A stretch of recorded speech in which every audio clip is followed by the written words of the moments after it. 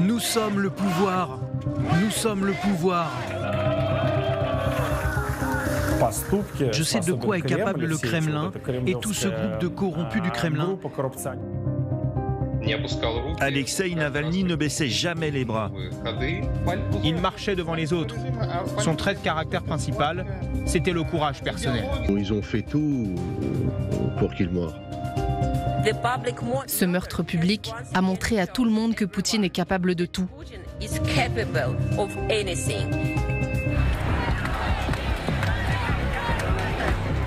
La police est partout. Jusqu'au bout, Alexeï Navalny est épié, contrôlé, harcelé par le Kremlin. Et pourtant, au passage de son cercueil,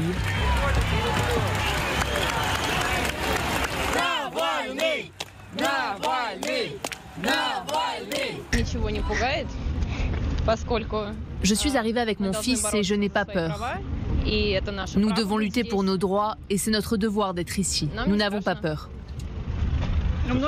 Beaucoup de personnes ne sont pas venues car elles ont très peur. J'ignorais ce qui m'attendait en arrivant ici. On peut s'attendre à tout.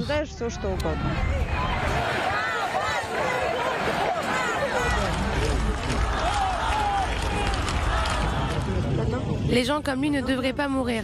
Honnête, avec des principes, prêt à se sacrifier. C'était un héros, le dernier héros de notre patrie, c'est tout, le dernier héros.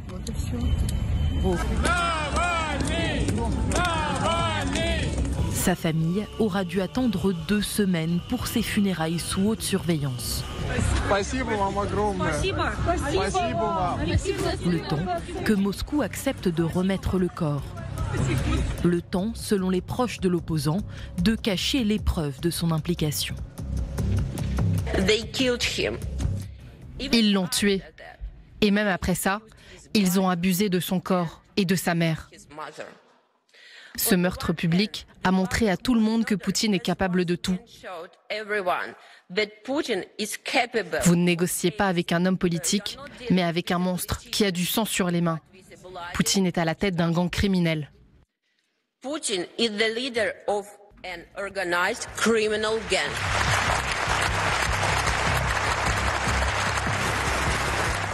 Toujours à ses côtés, son épouse Yulia Navalnya promet de continuer le combat pour lequel il a donné sa vie. L'engagement d'Alexeï Navalny commence dans la rue.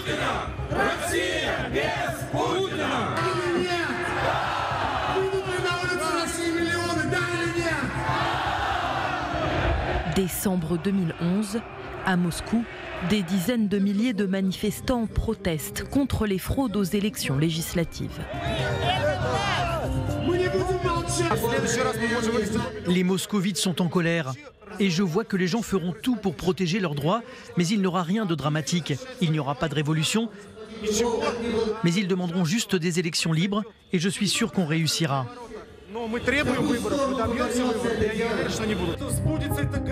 C'est pendant ces manifestations qu'il forge ses arguments contre le pouvoir. Il évolue aussi, lui qui était un militant nationaliste, aux prises de position parfois xénophobes, et en quelques mois, il s'impose comme le leader de l'opposition au Kremlin. C'est qui le pouvoir ici ? Nous sommes le pouvoir. On ne veut pas le monopoliser, mais nous sommes le peuple.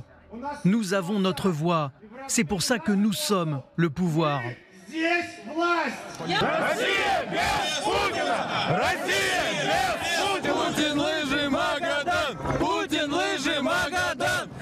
C'est à cette période que le journaliste Igor Sadriev commence à le suivre.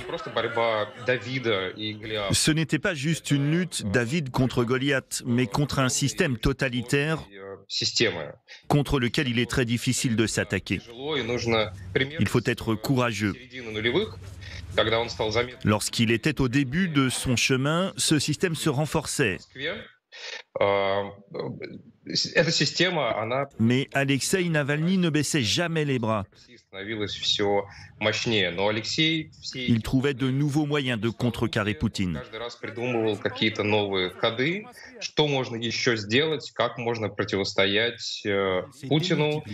Ce réalisateur a côtoyé Alexeï Navalny pendant plus de 15 ans. Il en tire un documentaire, Navalny, l'ennemi de Poutine. L'opposant se confie notamment sur le harcèlement du Kremlin.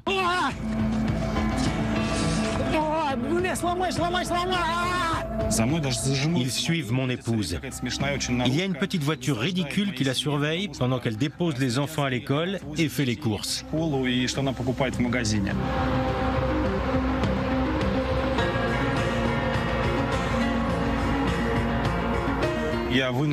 J'ai dû arrêter de conduire, sinon des gens pourraient sauter devant ma voiture, puis on lirait partout que Navalny a renversé une dame. Mais malgré la pression et les interpellations successives, il voit plus loin et veut porter la colère dans les urnes. Juillet 2013, Alexeï Navalny se lance à l'assaut de la mairie de Moscou. Il fait face au maire sortant, Sergueï Sobyanin, un proche de Vladimir Poutine. Accusé dans une affaire de détournement, il est un temps menacé de ne pas pouvoir se présenter.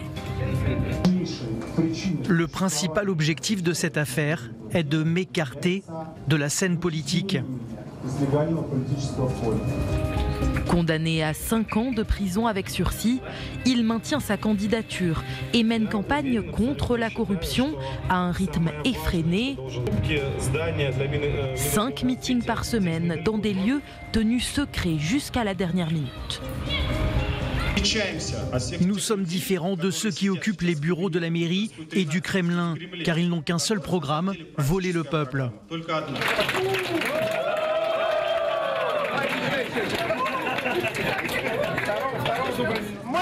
Nous sommes le pouvoir.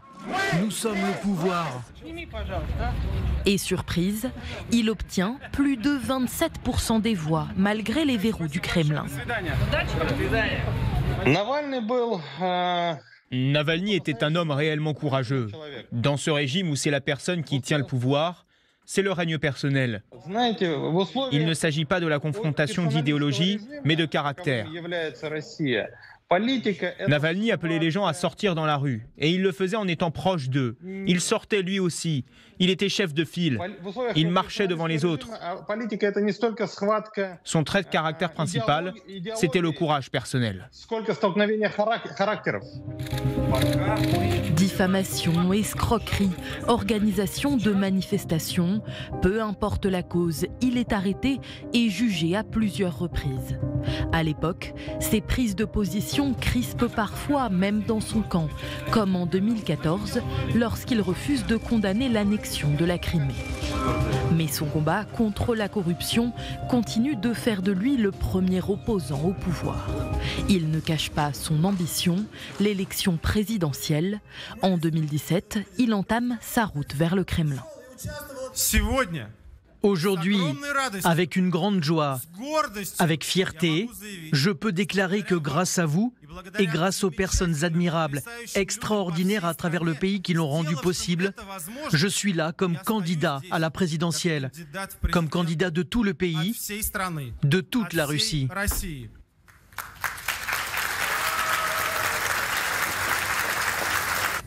Nous sommes prêts à gagner ces élections. Nous sommes prêts et nous les gagnerons. Après des mois de campagne, il est finalement interdit de se présenter sous prétexte d'une énième condamnation de justice. Vladimir Poutine a peur de moi, peur des gens que je représente et bien sûr, il a peur de ma campagne électorale. Je suis une personne raisonnable. Je comprends à qui j'ai affaire et je sais de quoi est capable le Kremlin et tout ce groupe de corrompus du Kremlin qui ont à leur service pratiquement des légions de tueurs.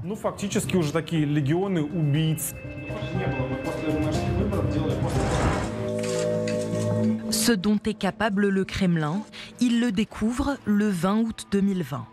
De retour de Sibérie à la rencontre de militants, il s'effondre dans l'avion. L'opposant vient d'être empoisonné au Novichok, un puissant agent neurotoxique. Pour le prouver, son équipe fouille sa chambre avant l'arrivée de la police. Alors personne n'a touché les bouteilles avec ses mains ? Non. Le Kremlin n'a jamais officiellement admis être responsable de cet empoisonnement. Navalny a le soutien des services spéciaux américains. Et si c'est vrai, c'est assez intéressant. Mais ça ne signifie pas du tout qu'il faille l'empoisonner. Qui a besoin de lui? Si on avait voulu, l'affaire aurait été menée à son terme. Après 5 mois de convalescence à Berlin, il fait le choix de renoncer à sa liberté et rentre en Russie, malgré les menaces ouvertes du Kremlin. Il est arrêté immédiatement à sa sortie de l'avion et condamné à 19 ans de prison pour extrémisme.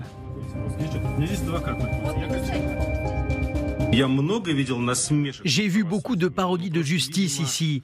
Il semble que le papy dans son bunker a tellement peur qu'on déchire et qu'on jette le code de procédure pénale à la poubelle. Ce qui se passe ici est tout simplement impossible. C'est l'illégalité la plus totale. Alors, il décide de frapper un grand coup. Il affirme que le chef du Kremlin s'est fait construire cet immense palais sur les bords de la mer Noire. C'est sans exagération l'installation la plus secrète et la plus gardée de Russie. Et ce n'est pas une maison de campagne ou une résidence secondaire, mais une ville entière, plutôt un royaume. Elle possède des clôtures imprenables, son propre port, ses propres gardes, une église, son propre point de contrôle, une zone d'interdiction de vol et même son propre poste frontière. C'est un État au sein de la Russie. Et dans cet État, il n'y a qu'un tsar, inamovible, Poutine.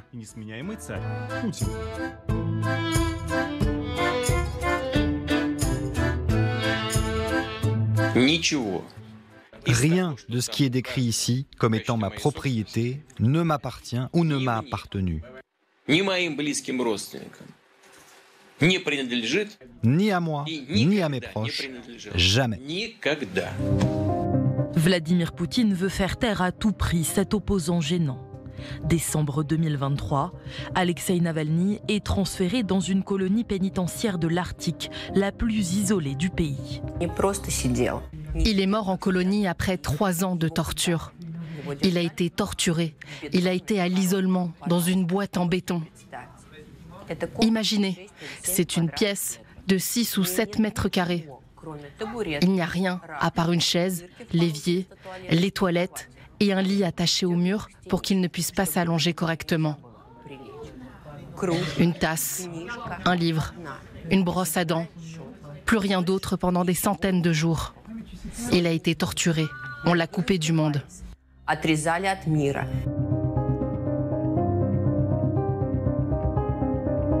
On sait ce que c'est 6 mètres carrés de béton. Et on sait que pendant toute cette période en prison, la situation était passée de pire en pire. Et il était tué jour par jour. Il était tué petit à petit. Et ils ont fait tout pour qu'il meure. Jusqu'au bout, il trouve quand même la force de garder son optimisme et son humour. Dans ses dernières paroles, la veille de sa mort, il plaisante avec le juge. Monsieur le juge, je vais vous envoyer mon numéro de compte personnel pour que vous puissiez utiliser votre énorme salaire de juge fédéral pour alimenter mon compte personnel, car je n'ai plus d'argent. Et grâce à vos décisions, il va s'épuiser encore plus vite.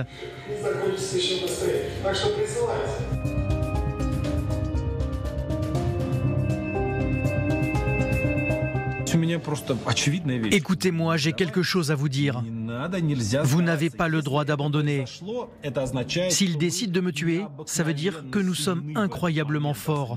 On doit utiliser ce pouvoir. Lui, l'opposant, le martyr, n'avait qu'un seul souhait, que son combat ne meure pas avec lui.